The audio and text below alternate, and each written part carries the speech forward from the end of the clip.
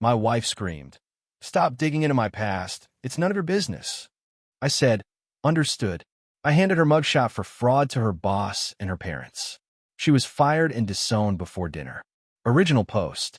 I, 36 male, married my wife, 34, 3 years ago. Met her at a mutual friend's wedding, dated for a year, got married. She told me her past was complicated, but never wanted to discuss it. Said she'd moved to our city for a fresh start. Fair enough, right?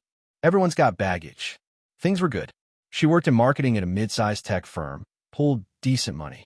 We had our own place, split bills pretty evenly. No kids yet, just planning. Normal life stuff. About 2 months ago, we're at a family barbecue at my parents' place. My cousin, who's a paralegal, mentioned she saw someone who looked exactly like my wife in some old court documents she was filing. Different name, though. Laughed it off as one of those doppelganger things. But it stuck with me. Not in a suspicious way at first, more curious. That night, I casually asked my wife if she'd ever used a different name. Her reaction was immediate. Face went red, voice got sharp. "Why are you asking me that?" Just something my cousin said. No big deal. It is a big deal if you're interrogating me about my past. I'm not interrogating, just asking. Drop it. My past is my business. That was weird, but I dropped it. Went to bed, forgot about it. Then last month, we're filling out forms for a mortgage refinance. Better rates, made financial sense. I needed some of her documents from the filing cabinet in our home office. Found her birth certificate, tax stuff, normal paperwork. Underneath everything was an envelope. Not labeled, just sitting there. Inside were legal documents. Name change paperwork from 7 years ago. She'd legally changed her entire name. First and last. My stomach dropped. Why hide this? I mean, people change names for legitimate reasons. Marriage, witness protection, personal choice. But the hiding part fell off. Showed her the documents that night. Calm approach. "Hey, I found these by accident. You changed your name? That's totally fine. Just wondering why you never mentioned it." She went nuclear. "You went through my private files? I was getting your tax returns for the mortgage guy. This was just there. You had no right to look at that. It's a name change form, not classified government secrets. Why the freak out? Because it's none of your business what I did before we met. We're married. We're buying a house together. This feels like something I should know. Stop digging into my past. It's done. It's over. Leave it alone." She stormed out, stayed at her friend's place for 2 nights. Came back, acted like nothing happened. No apology, no explanation. Just moved on. That's when I knew something was seriously wrong. Called my cousin. Asked if she could check public records for my wife's old name from the court documents. Gave her the name from the paperwork I found. "Just basic stuff," I said. "Civil cases, anything public. I'm not trying to dig up dirt, just need to know what I'm dealing with." She called back 3 days later. Her voice was different. Professional, careful. "You need to come see these documents in person. I can't email them." Drove to her office that afternoon. She handed me a folder. "I'm sorry," she said. "This is not good." Inside, criminal records. Multiple fraud charges from 6 years ago. Check fraud, identity theft, credit card fraud. Mugshot included, definitely my wife, just with her old name. Convicted on 2 counts. Served 14 months in county jail. Probation for 3 years after that. My hands are shaking. My wife. My wife was a convicted fraudster who'd served time and never told me. Changed her name, moved cities, completely erased that part of her life. The fraud wasn't small time either. She'd stolen nearly $40,000 from an elderly couple she worked for as a home care assistant. Used their credit cards, wrote checks to herself, forged signatures. They were in their 80s. I sat there for probably 20 minutes, just staring at the papers. My cousin kept apologizing, like it was her fault for finding this. "Does she know you're looking into this?" she asked. She told me to stop digging. Pretty emphatically. "What are you going to do?" Good question. What was I going to do? Went home. Wife was cooking dinner, humming along to music. Normal Wednesday evening. I put the folder on the kitchen counter. "We need to talk." She saw the folder. Her face went white. "What is that?" "You know what it is." She grabbed it, flipped through the pages. Her hands were shaking now, too. When she looked up, there was panic in her eyes, but also anger.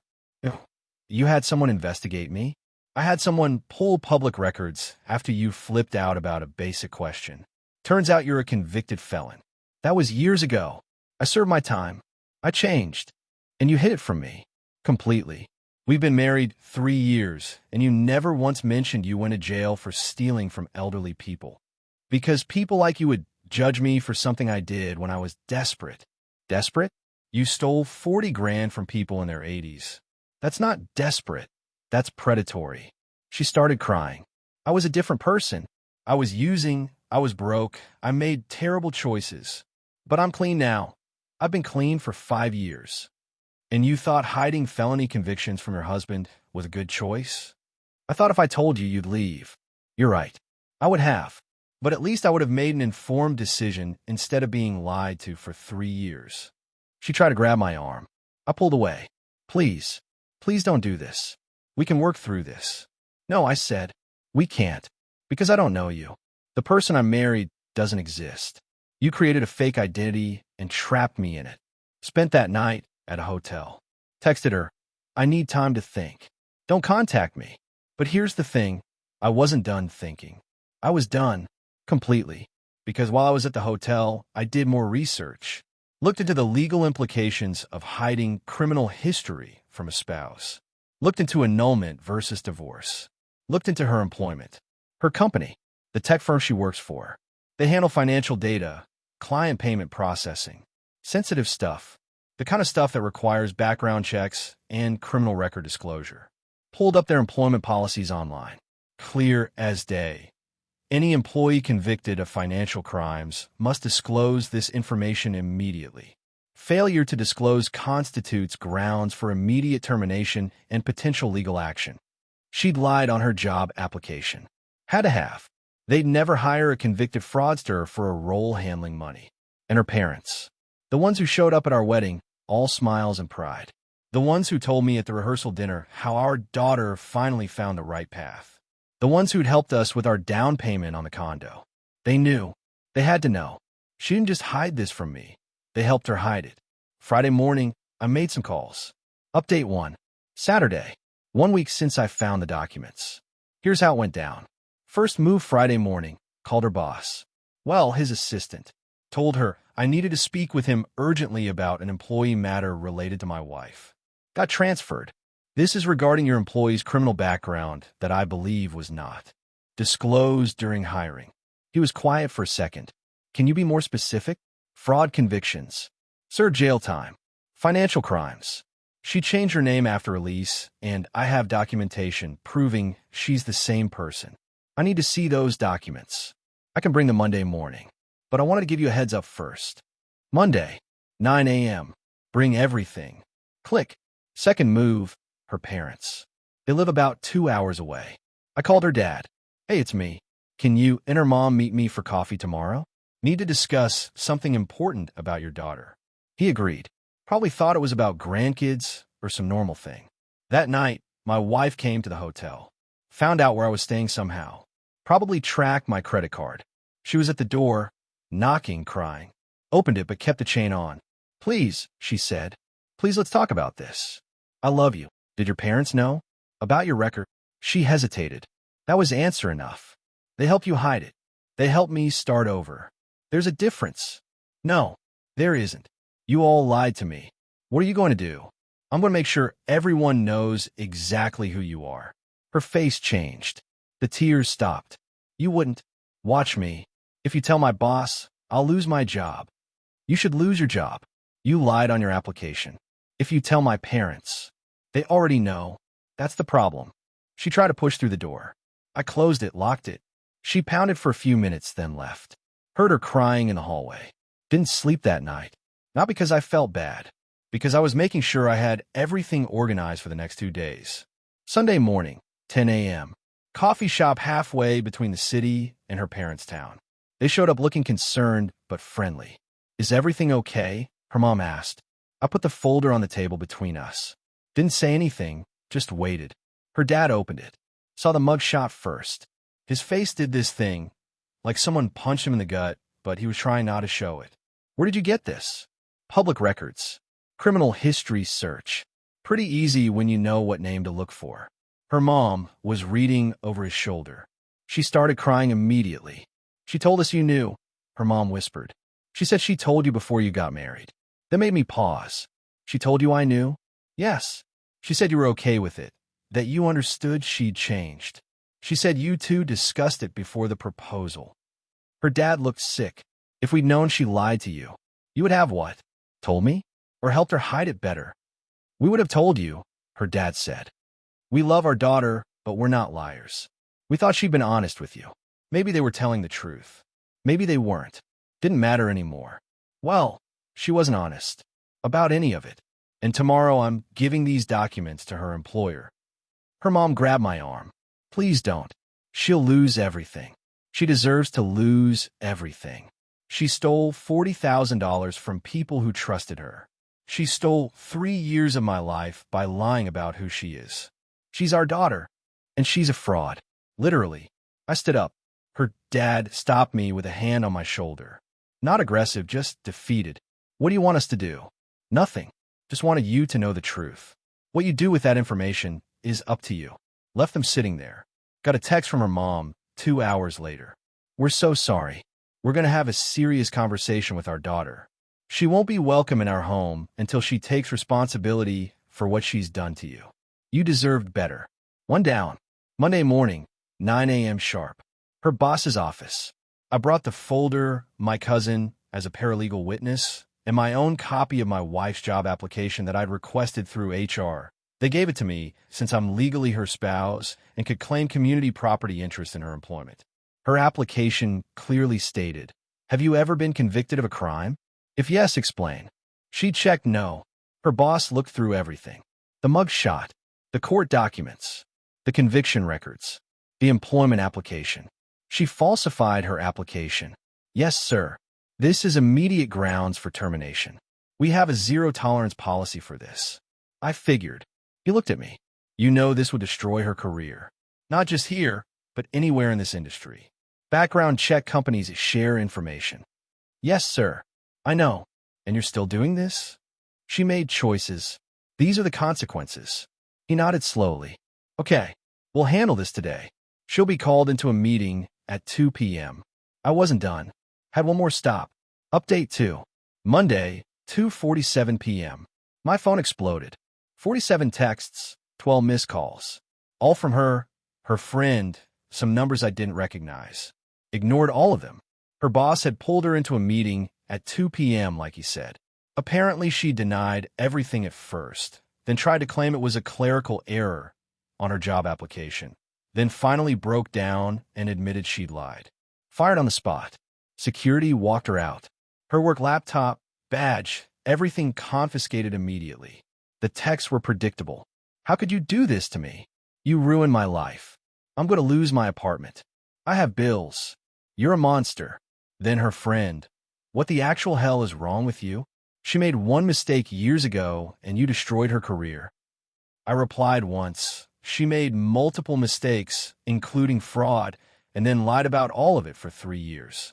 Actions have consequences. Blocked the friend. But here's where it got interesting. Her parents called me that evening. Her dad. We need to talk to you again. In person. I think we're done talking. Please. It's important. We found something. That got my attention. Met them Tuesday morning. Same coffee shop. This time they looked angry, not sad. Her dad slid a small notebook across the table. We went through her old room at our house yesterday, after she called us crying about being fired. Found this hidden in her closet. I opened it. It was a journal. Not recent. Dated from about 4 years ago, right after she'd finished probation. The entries were disturbing. Plans. Detailed plans about reinventing herself and finding someone stable and securing a good life. Specific strategies for hiding her past, including the name change, moving cities, and finding employment that won't dig too deep. One entry, dated about 6 months before we met. Need to target someone established, but not too wealthy. Too wealthy means prenups and background checks. Middle-class professional. Stable job. Family-oriented. Someone who won't ask too many questions if I'm confident enough.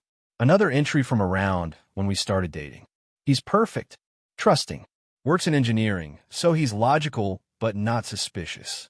Family has some money, but not crazy rich. This could actually work. I felt sick reading it. Her mom was crying again. We didn't know, her dad said. We swear we didn't know she was planning this. She told us she was just trying to move on, build a normal life. We thought she meant getting a fresh start, not targeting someone. She conned me. From day one. Yes, she did. And we're horrified. Her dad's hands were shaking. We raised her better than this. We thought prison had changed her. But this. He pointed at the journal.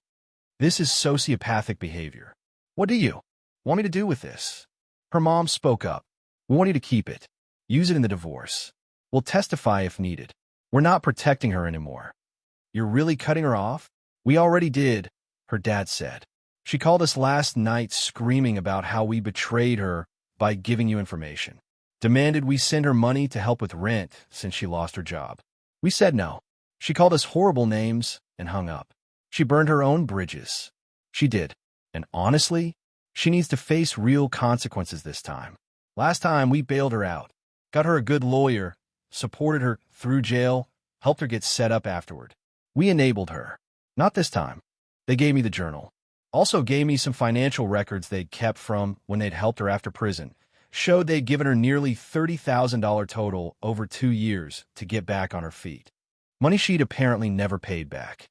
Tuesday afternoon, filed for divorce.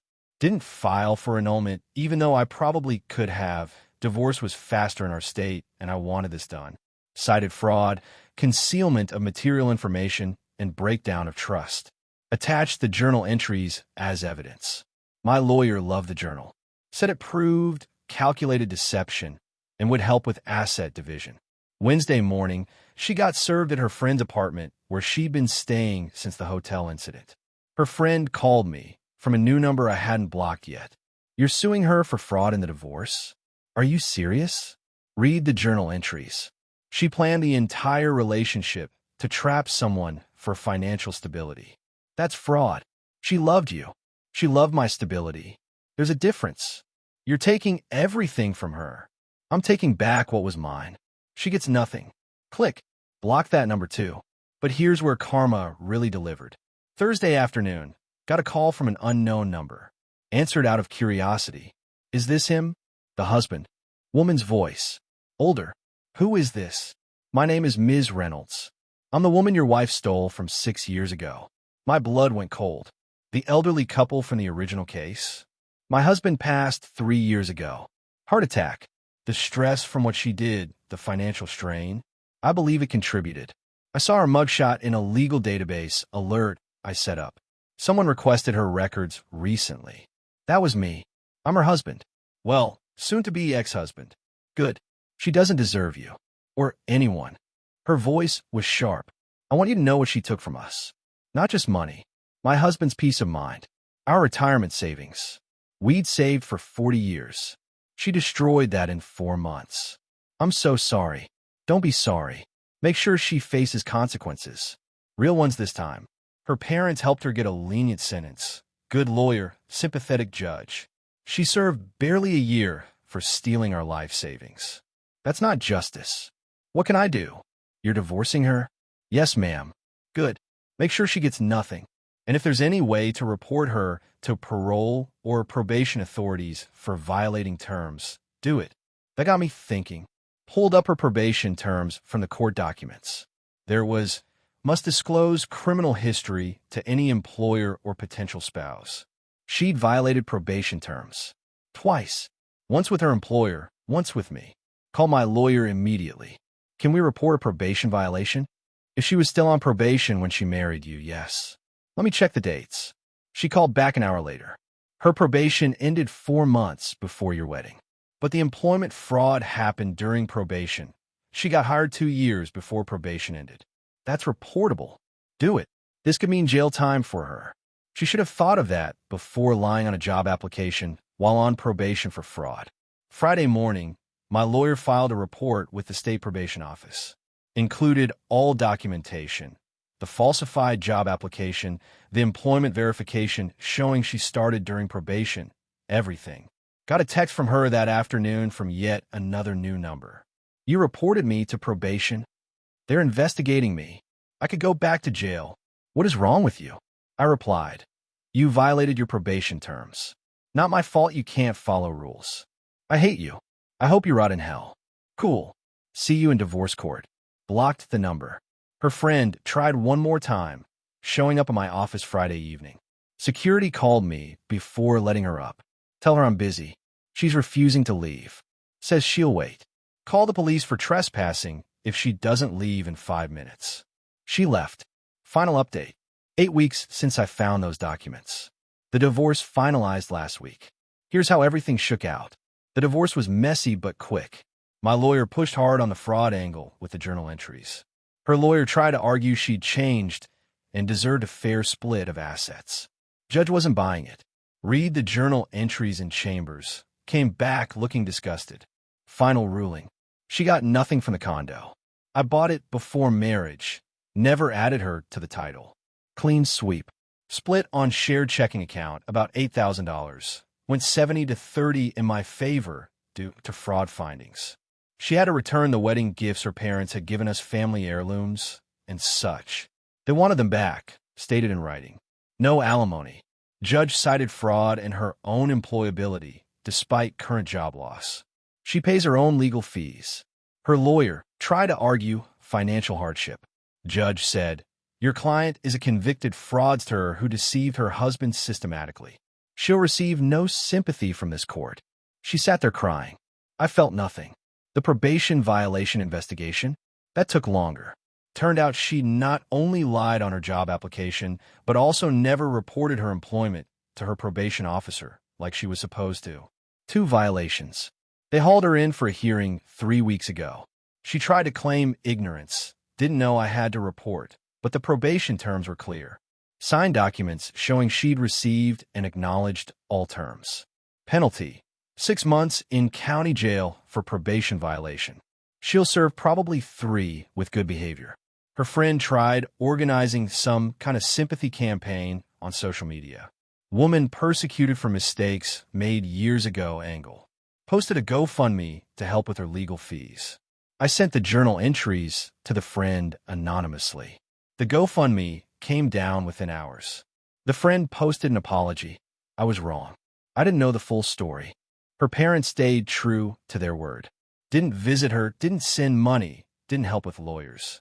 Last I heard from her dad, they're in therapy trying to process how their daughter turned out this way. We blame ourselves, he told me over the phone. But we also know she's an adult who made adult choices. Bad ones. You were good to me, I said. You told me the truth when you found it. That counts for something. It doesn't fix what she did to you. No, but it helps. Ms. Reynolds sent me a fruit basket when she heard about the jail sentence. Card said, justice delayed but not denied. Thank you. Made me tear up a bit. This woman lost her husband partly due to stress from the fraud, and she was thanking me. As for me, sold the condo last month. Didn't want to live somewhere with her memories attached. Got a smaller place downtown, closer to work. Fresh start feels. Necessary. Dating? Hell no. Not for a while. Maybe not for a long while. My therapist says that's normal. Trust issues after this kind of betrayal can take years to work through. Work's going well. Got a promotion actually, since I can focus without the weight of a fake marriage hanging over me. More money, better projects, good team. Mom keeps trying to set me up with friends' daughters. You're still young. Don't let one bad apple spoil the whole barrel. Not ready, Ma. My cousin feels guilty for finding the records in the first place. Keeps apologizing. I told her she saved me from years more of lies. She did me a favor.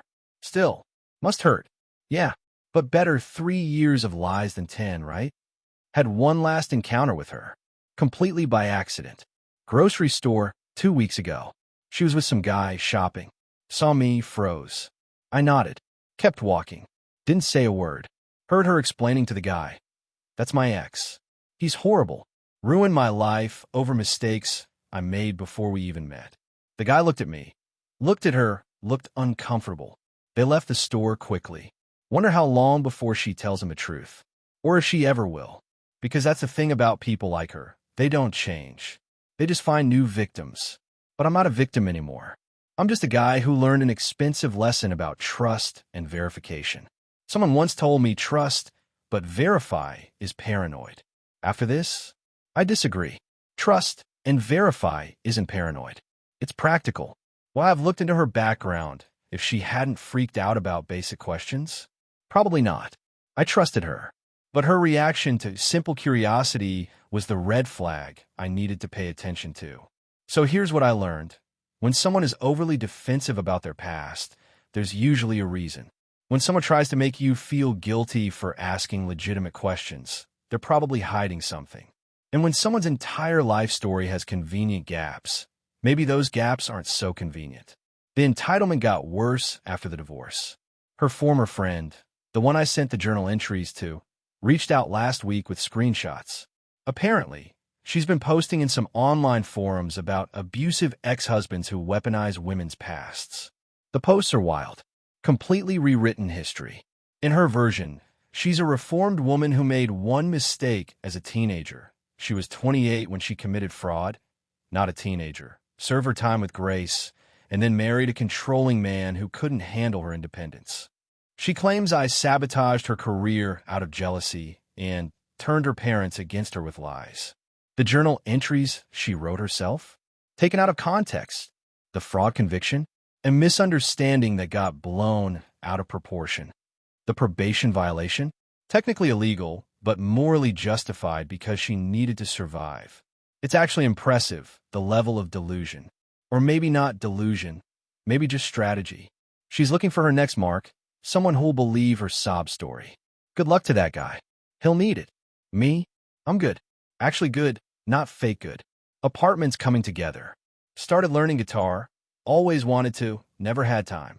Joined a rec league softball team through work. Normal stuff. No grand revenge plot. No dramatic confrontation. No movie ending. Just a guy who found out his wife was a fraud, methodically documented everything, and let the system handle it. The system worked for once. She faced consequences, job loss, divorce, jail time, family estrangement. Not because I orchestrated some elaborate scheme, but because I simply stopped protecting her from the fallout of her own choices. That's the real revenge, I think. Not doing anything to hurt her, just stopping doing things to shield her. Removing myself as the buffer between her and reality. She built a house of cards. I just stopped holding up the foundation. And you know what? That's enough. To anyone reading this who feels like they're in a similar spot, trust your gut. If something feels wrong, investigate. Don't let anyone make you feel crazy for asking questions. And if you find out you've been lied to, document everything and let the law handle it. You don't need elaborate revenge. You just need to step back and let consequences happen naturally. They will. Eventually, they always do. Time to close this chapter for good. Peace.